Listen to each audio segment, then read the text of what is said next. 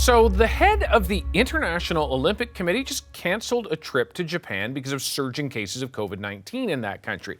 Tokyo is under a state of emergency, which has been extended until the end of May. But organizers of the Tokyo Olympics insist the Games, set to go ahead in a little more than 2 months, will go ahead. That opening ceremony just 10 weeks away. Can the Olympic Games be held safely? It's a question a lot of people are asking. We're about to put it to Dick Pound, Canadian member of the International Olympic Committee. Let me try that again, International Olympic Committee, and he's in Montreal. Dick Pound, thank you very much for joining us this afternoon. And I want to begin, if I can, with the news that the IOC president, Thomas Bach, has canceled his trip to Japan because of surging COVID-19 cases. Now, we are here just a little more than 2 months away from what should be the start of the Games. What signal does it send when the president of the IOC can't even go to Japan? Well, it's hard to tell exactly what happened on this. This trip was in the works and has been for quite some time, and it would be a natural trip for the president to take to bolster everyone's confidence, both in Japan and among the Olympians around the world. I suspect that what has led to this is that the Japanese extended the state of emergency from around now to the end of the month, and that perhaps they thought it was not a good signal to have somebody coming in from the outside in the middle of a self-declared crisis at this point, but that as soon as that comes to an end, I'm sure it'll be put back in place in no time at all. I mean, perhaps I take your point about the signal that it sends internally in Japan and to the Japanese, but this is a major international event. What is the signal it sends externally to athletes and all those who plan to be at the Games?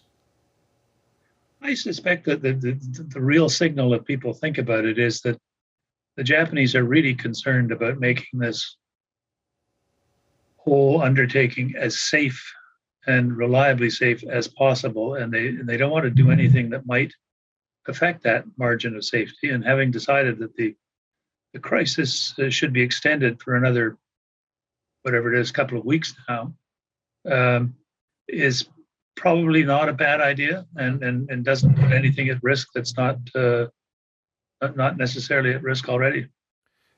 Lots of talk, of course, about risks. So they're seeing this surge in cases, but the number of vaccinations still quite low for a developed nation. Are we now at the point where these Games are, in your mind, definitely going to happen, or is there still some doubt?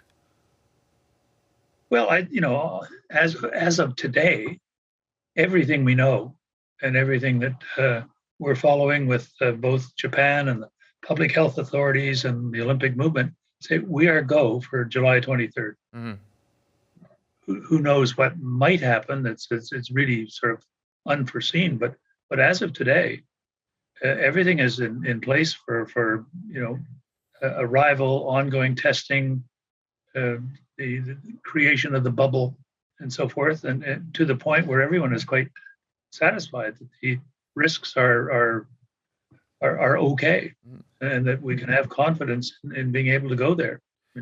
I've got my ticket. You got your ticket ready to go. Now, I mean, you're a bit of a rarity. You in that foreign spectators aren't actually welcome at these particular Games. There's obviously exceptions for people like you who are connected to the Olympic movement. And yet, there has not yet been a decision about domestic spectators. Do you still anticipate that will be decided next month, or where are we at on that? Yeah, I think certainly by the end of June, you've got to have that in place because you're only 3 weeks away. Mm-hmm. My guess is that they're watching every single sports event around the world where spectators are being permitted and trying to gauge what percentage of stadia can take on people and safely. And on the other hand, you weigh that against the fact that 99.5% at least of the people who experience the Olympic Games, including Tokyo, will do so via television or some other electronic platform where, frankly, it doesn't matter whether there are spectators or not. So why bother having them? Going back in sort of the older normal days of Olympic Games, if you asked the organizers if there was one wish they could have come true, what would it be? And they'd say no spectators. But you get rid of a lot of the travel complications and the security complications and the movement of people issues. But I think if you can have the spectators, it adds something to the experience and the overall process. But it's not essential. It's a nice to have, not a must have. One of the challenges, of course, Mr. Pound, around spectators from Japan is that a lot of people in Japan, according to public opinion surveys that we've seen repeatedly over the past couple of weeks, have said that most people in Japan don't want these games to go ahead, at least not on schedule. They either want them postponed or canceled outright. What is the position that puts the IOC in when so many people in the host country don't want this game to go on as scheduled? Well, I think you have to base yourself on the best possible and the most scientifically based information. Mm-hmm. My guess is that a wider public opinion poll does not have access to the same information that the Japanese organizers have, that their public health organizers or authorities rather have, and therefore it's while it's an opinion and may be strongly held, it's not necessarily a fact-based opinion. So I would put my confidence on the authorities who are following this and who have planned for whatever is necessary to make the influx of Olympic athletes and team members healthy, and rather than a sort of a generalized fear about contamination. Yeah, when the postponement is off the table. It's either July 23rd or not at all. Or not at all.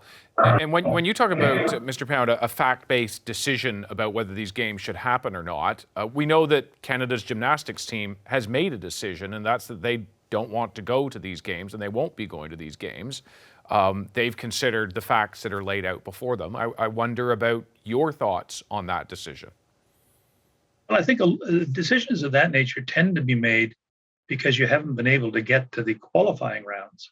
So you think this is less about COVID and more about their capability to compete? Well, it's about COVID. What they're concerned about is going to a place like, say, Brazil, where the numbers pandemic is just enormous, and they're saying, look, it's just not worth the risk to go there. And if that means we can't qualify, well, that means we can't qualify, and that's a shame. But that's our decision. That may happen here and there. We've got a boxer female boxer that's going through that exercise now as well. But for the most part, the sports where the qualification rounds have taken place or are going to be taking place in the future closer to the games, like track and field and swimming, are always quite late. There'll be a different dynamic there. I mean, by then there'll be more vaccinations performed. There'll be more confidence on the part of the Japanese that they can handle the influx. There may be athletes from Brazil coming, but they will have gone through a vaccination and serious vetting before they get there. It's not that you're inviting plane loads of folks off the streets of Brazil to come to Japan.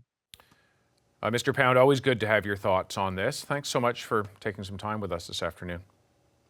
Always a pleasure. Thanks, David.